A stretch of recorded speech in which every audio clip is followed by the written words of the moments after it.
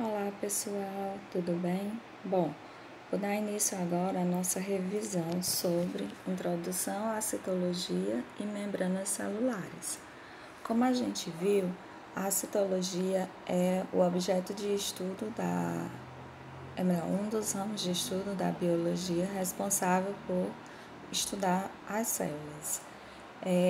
Nesse vídeo a gente vai entender melhor o que é uma célula, como é que ela funciona, para que a gente compreenda melhor o que é a vida, que é o fenômeno de estudo, do objeto de estudo da biologia. E para a sua vida, esses conhecimentos vão ser muito importantes, porque cuidar da saúde muitas vezes é sinônimo de cuidar de nossas próprias células. Começando aí falando um pouco sobre a história das células, tudo começa em 1665, quando Robert Hooke, um cientista inglês, estava trabalhando com um microscópio rudimentar e observou uma delgada fatia de cortiça. Ele conseguiu pela primeira vez distinguir os contornos de uma célula. Esse termo célula é o diminutivo de cella, que significa cavidade. Por isso que o cientista descreveu pequenas cavidades no tecido vegetal que observou, como vocês podem ver na imagem. A cortiça ela é retirada do caule de algumas plantas, trata-se de um tecido morto, utilizado principalmente para a fabricação de rolhas. O que Hooke observou foi a parede celular que delimita as células dessas plantas e que permanece mesmo depois da morte da célula. Então, o início da história foi com ele, né? Esse microscópio que vocês estão vendo aí foi o microscópio que ele utilizou no século XVII para conseguir visualizar esse pequeno corte de cortiça. E a célula, ela é muito pequenininha, então assim, já foi um grande avanço para a ciência. Depois de Hooke veio Leeuwenhoek, né? Ele conseguiu com um microscópio um pouquinho melhor visualizar as células um pouco com mais detalhes, vamos dizer assim. E a gente chegou, embora Hooke já houvesse observado a célula antes, só foi comprovada por Schilden a existência de células em plantas e em 1839 é que foi comprovada por Schwann, que é outro cientista, a existência de células em animais. Então, esses dois cientistas, Schilden e Schwann, eles estabeleceram o que ficou conhecida como doutrina celular, ou seja, todo ser vivo é formado por células. Aqui embaixo vocês vão ver alguns tipos de microscópios. Aí vocês estão vendo o microscópio óptico, certo? Que é binocular, que aí você consegue visualizar com as duas lentes, e tem o monocular, que aí no caso só tem apenas uma lente. E temos os microscópios eletrônicos, né? Assim, o microscópio que Schillen e Schwann utilizaram já eram equipamentos que utilizavam a luz para iluminar os objetos a serem estudados. Aí o nome desse microscópio é microscópio de luz ou microscópio óptico.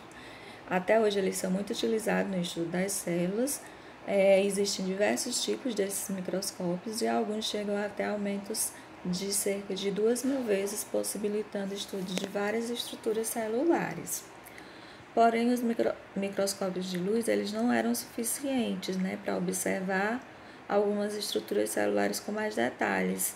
Então, a gente recorre, ou melhor, a ciência recorreu ao microscópio eletrônico, que permite aumentos de até 1 milhão de vezes aproximadamente. E nesse caso, eles não usam a luz para analisar os objetos, mas sim feixes acelerados de elétrons que atingem o objeto em estudo e fornecem a imagem. E nesses microscópios eletrônicos, a gente tem os microscópios de transmissão e temos o microscópio de varredura. As imagens que esses microscópios fornecem, elas já são bem melhores de serem visualizadas do que as fornecidas pelo microscópio de luz. Tem um tipo especial de microscópio eletrônico de varredura que é chamado de tunelamento, que ele é capaz de oferecer aumentos de até 100 milhões de vezes, possibilitando a observação de superfícies de algumas macromoléculas, né? Como, por exemplo, o DNA. Para cada tipo de microscópio utilizado, existem técnicas especiais de preparação do material para ser observado. Então, eles podem utilizar corantes, cortes específicos, dependendo das células que eles querem observar. Então, vamos nós. A célula. A célula ela nada mais é do que a menor parte do organismo vivo capaz de desenvolver de forma autônoma as funções básicas de reprodução e crescimento.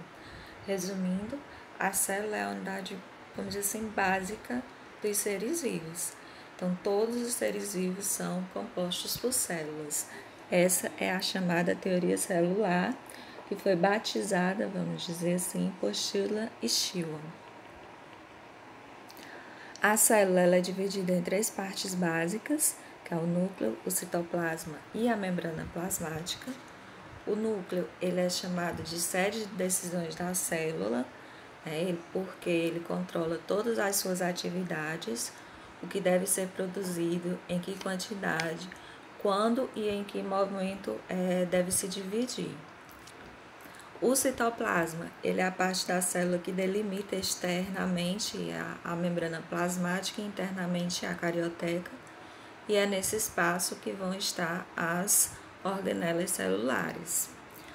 E por último, a gente tem a membrana plasmática, que reveste toda a célula. Ela é mais do que uma simples barreira, né? Trata-se de um filtro que seleciona cuidadosamente o que pode entrar e o que pode sair da célula.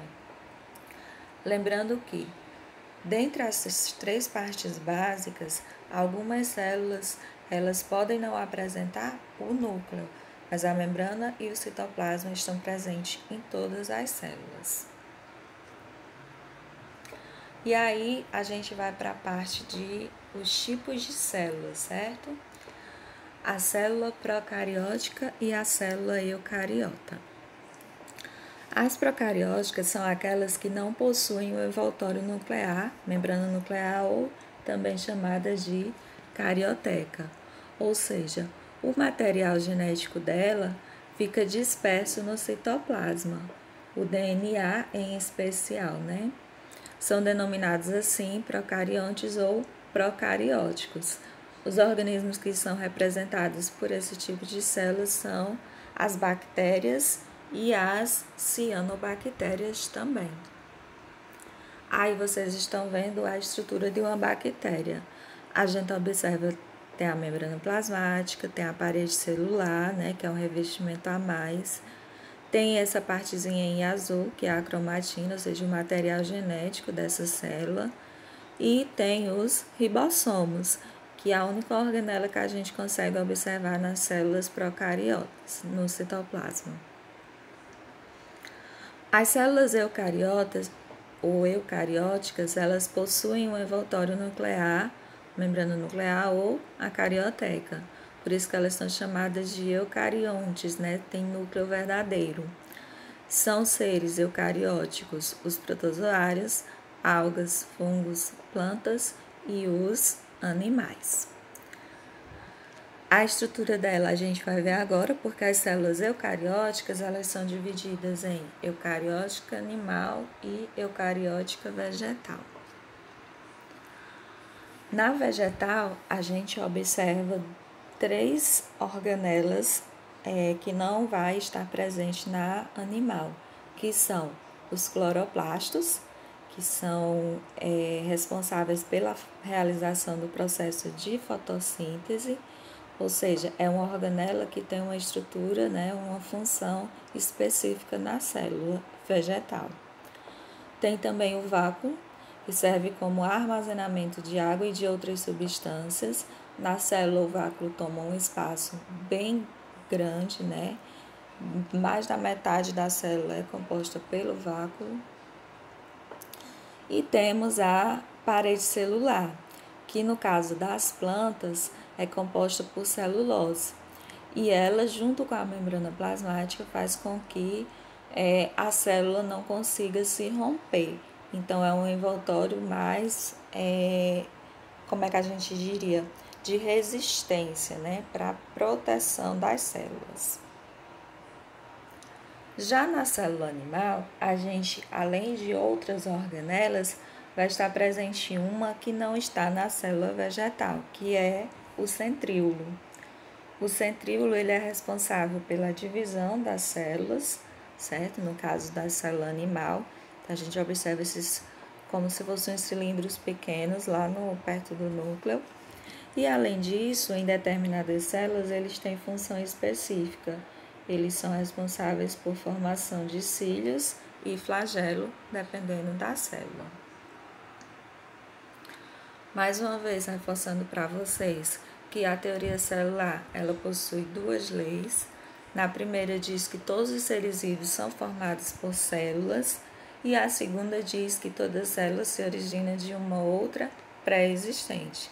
Então, isso aí é o que tem que acontecer em todos os seres chamados vivos, né? Já que eles possuem células. As principais organelas celulares que a gente tem, né? No citoplasma são, deixa eu ver algumas aqui. A mitocôndria, que são responsáveis pela respiração das células, e é justamente a respiração celular que faz com que haja produção de energia.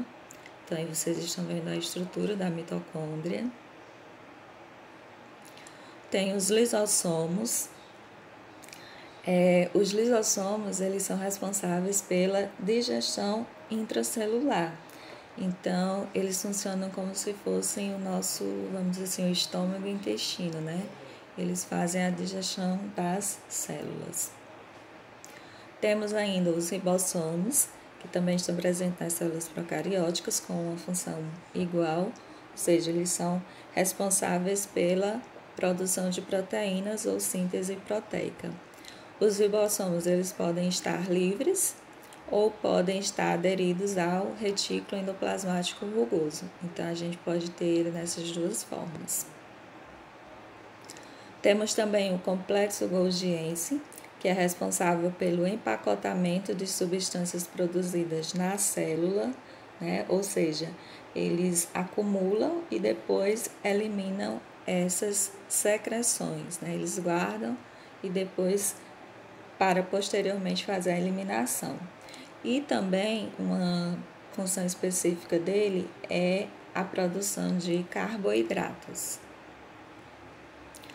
Nós temos também o retículo endoplasmático, que pode ser de dois tipos, o liso e o rugoso. A função básica é a questão do transporte de substâncias dentro da célula e para fora dela. O liso é chamado assim porque ele não tem os ribossomos aderidos a eles, essas bolinhas vocês estão vendo aí.